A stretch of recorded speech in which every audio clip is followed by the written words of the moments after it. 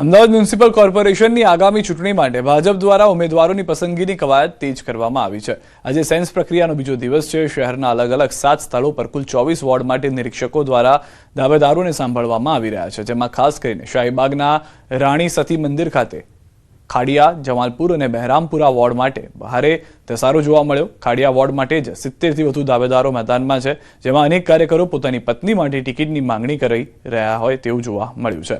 પૂર્વ કોર્પોરેટર ફરી દાવેદારી માટે પહોંચ્યા। જયવલ ભટ્ટ, પંકજ ભટ્ટ, કૃષ્ણવંદન બ્રહ્મભટ્ટે પત્ની માટે બાયોડેટા આપ્યો, તો ગીતાબેન પરમાર, નિકીબેન મોદીએ પણ દાવેદારી નોંધાવી। જોકે દાવેદારોએ ખુલીને દાવેદારી માટે સ્વીકારવા કરવાનું ટાળ્યું હતું।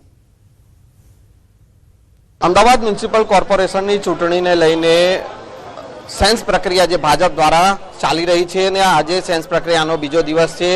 શાહીબાગના રાણી સતી મંદિરમાં જે છે તે અત્યારે આ સેન્સ પ્રક્રિયા ચાલી રહી છે, જે અલગ અલગ 7 જગ્યાએ 24 વોર્ડમાં સેન્સ લેવાશે અને ઉમેદવારો માટે જે દાવેદારી કરવા માટે જે છે ભાજપના કાર્યકરો જે છે તે અત્યારે મોટી સંખ્યામાં શાહીબાગ રાણી સતી મંદિરે પહોંચ્યા છે।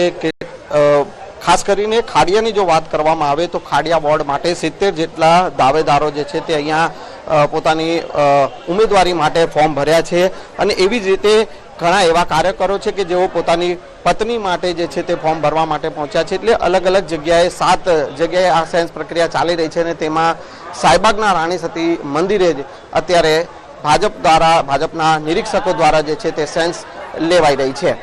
સંજય ટાંક, ન્યૂઝ 18 ગુજરાતી, અમદાવાદ।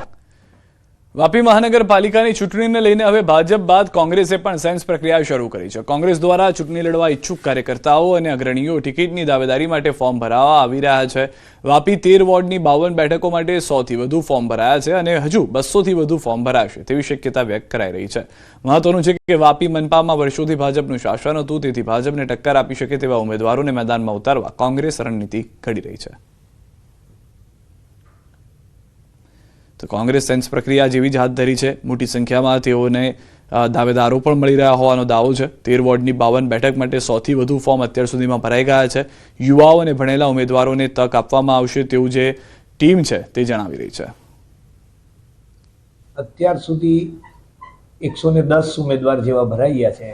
હજુ પણ આજે અને કાલે 2 દિવસ આ પ્રક્રિયા ચાલુ જ રહેશે અને કમસે કમ 200ની આજુબાજુ ફોર્મ આવવાની પૂરી શક્યતા છે।